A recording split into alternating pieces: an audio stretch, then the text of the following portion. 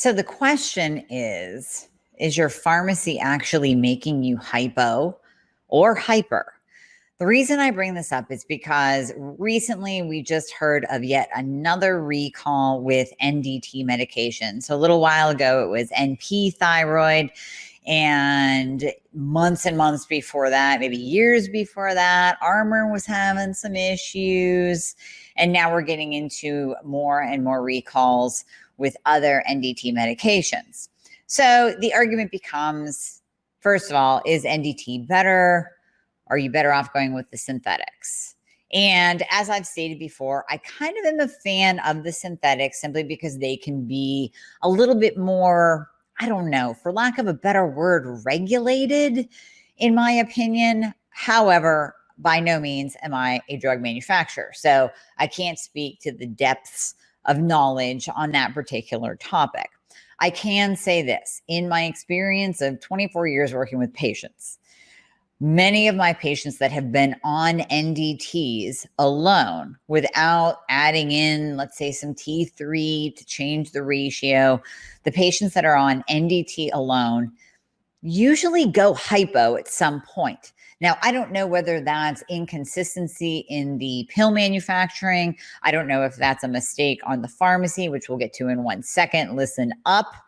I have a story for you. Or if that is just this whole theory of, are they testing the pig before they take the thyroid gland out because all mammals can have hypothyroidism? I don't know. I do not know the answer to that.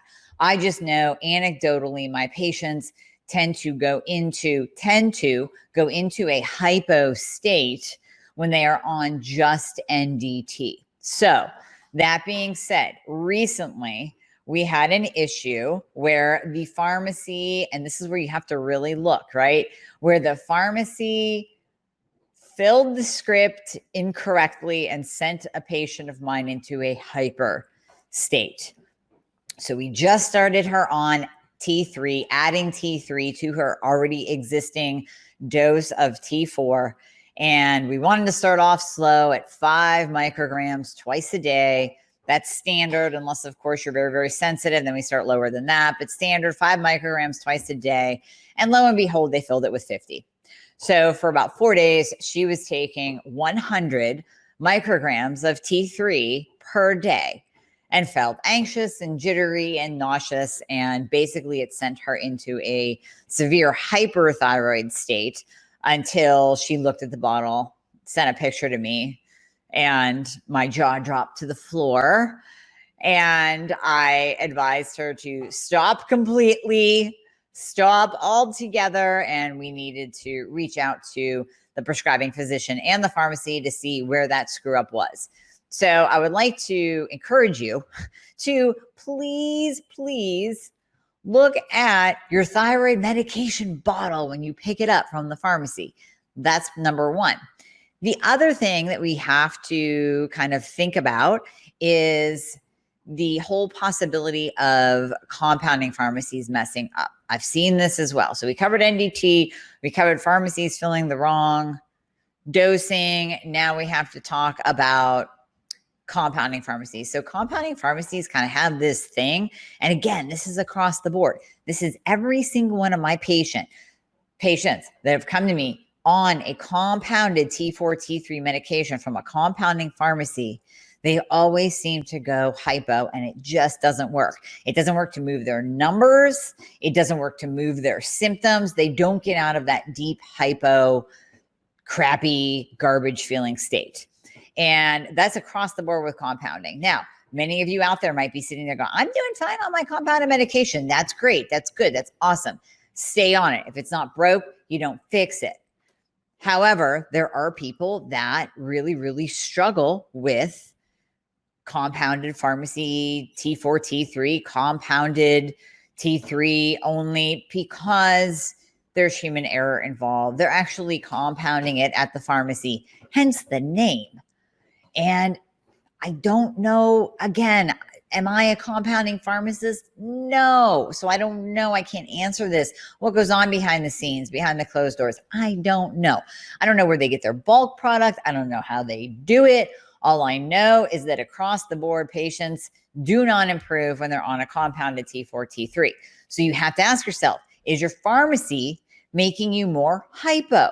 Are they messing up your dose? Are they not filling it correctly? If you're on 50 micrograms of T3, 25, are they giving you 5s instead?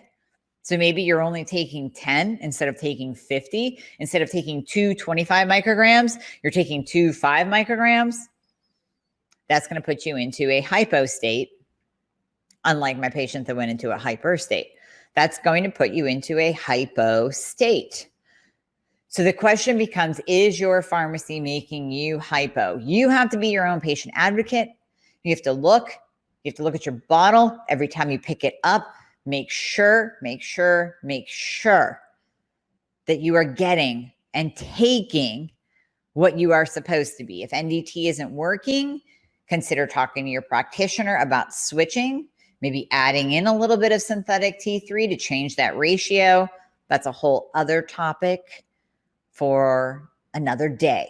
We can get into that, and you can definitely find more information on that particular topic on my YouTube channel. You can scroll through those videos and educate yourself, but be your own patient advocate. Know what's in your bottle, know what's going into your body. I will leave you with this one little story. Now, for me, luckily, I know when I pick up my medication that I am on T3 only. I know how much I take. I have luckily been optimized for many, many, many years. I'm on the same dose all the time. But what if I wasn't me? What if I was the average consumer going to my pharmacy and they handed me a bottle of 50 micrograms and they hand a bottle of 25 micrograms, both of T3, both of them saying take 3 twice a day? Well, the 25 is right. I am on 75 micrograms twice a day. That's correct. 150 total. I told you guys that before. I'm a T3 only candidate. What if I took the 50s? I think I would be crawling out of my skin like my poor patient that was sent into a hyperthyroid state. What if I took those and I didn't know any better? It's like, well, my doctor must have wanted me to increase, so I'll just take these 50s, three twice a day. That's a lot. And at that point, maybe I would have a heart attack. I'm not quite sure, but that's a lot. Be your own patient advocate and watch out for yourself. You can't trust everybody. It's kind of like trusting on the internet, right? You read it on the internet, so it must be true. No. Your doctor told you, so it must be true. No. Your pharmacy gave it to you, so it must be correct. No, not necessarily. You go by how you feel. You reach out to the practitioner, the specialist, maybe the thyroid specialist, aka me or whoever you're working with, to go over what is going on with you. And if things are changing and not feeling right, you listen to your body on that. Okay, so be your own patient advocate. Make sure your pharmacy is not sending you into a hypo or hyper state. As always, please share this. Ask me questions. That's what I'm here for. And then you can visit my website at amiehornaman.com. And like I said, that YouTube channel, subscribe to it. Subscribe, like, get those little ding bells when I put out a new video, and you will keep yourself educated.